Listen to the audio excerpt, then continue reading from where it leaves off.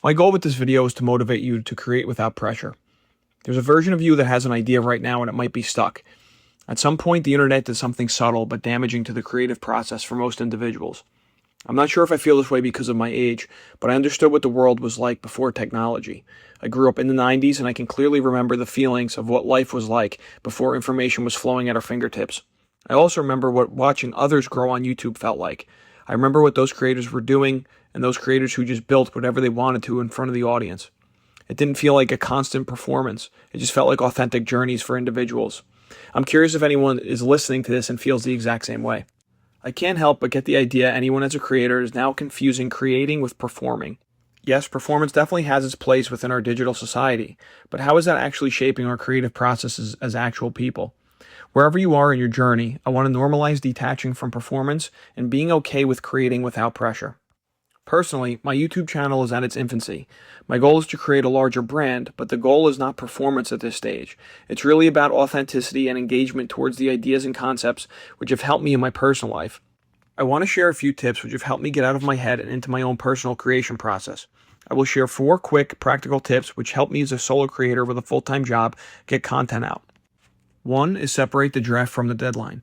Your first version of anything isn't content. It's a conversation with yourself.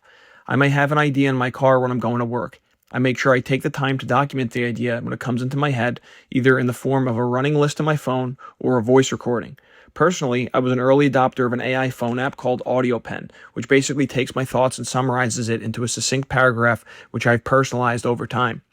When I'm ready to expand upon my ideas, I go to my AudioPen folder where I have a folder of ideas I can easily research and expand upon. There's no official deadline on making each idea a full creation, but it at least is a great starting point for a future piece of content. 2, create an environment which facilitates your thoughts. Creative insight doesn't come from more input. If your space is giving you stimulus which is not helping your creative flow, you have a problem. Create from spaces which help you process and cultivate. I recently designed my workspace in a way which helps me do this. I even go for walks and predetermined routes near my workspace that I know is quiet and helps me process my train of thought. I also find the physical act of moving helps facilitate my ideas too. 3, lower the stakes of your sessions. Before I sit down, I tell myself, this does not have to be good, it just has to exist. This one reframe removes most of the friction right at the start and helps me get out of my head. I often find that I catch my original ideas. The final script and the way I build upon my ideas really do change over time, but the original idea and the general direction I want to take my content in is usually captured early on. Let time allow your thoughts to naturally expand on your ideas and lower the stakes that everything needs to be done 100% perfectly. 4, use tools as amplifiers, not replacements. AI templates, trending formats, use them to just remove friction and provide a draft, not to replace your actual voice.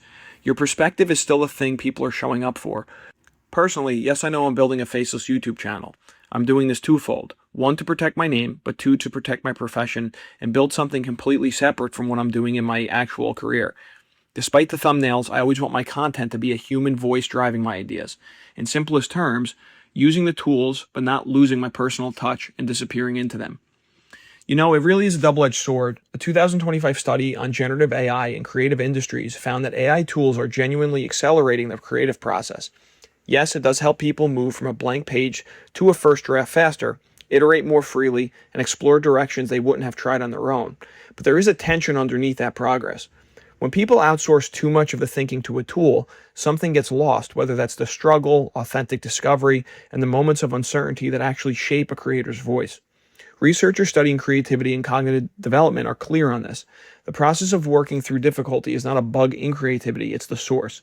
Wherever you are in your journey, AI is just a hand for a starting point, but it cannot change and cannot actually hand you your personal point of view. I'm curious what you thought of this video, and if you have any thoughts, please comment down below. The references used to create this video are also in the description box down below. Thanks for watching Spark Studios, where my goal is to help you spark your ideas. For more thought leadership content like this, please subscribe.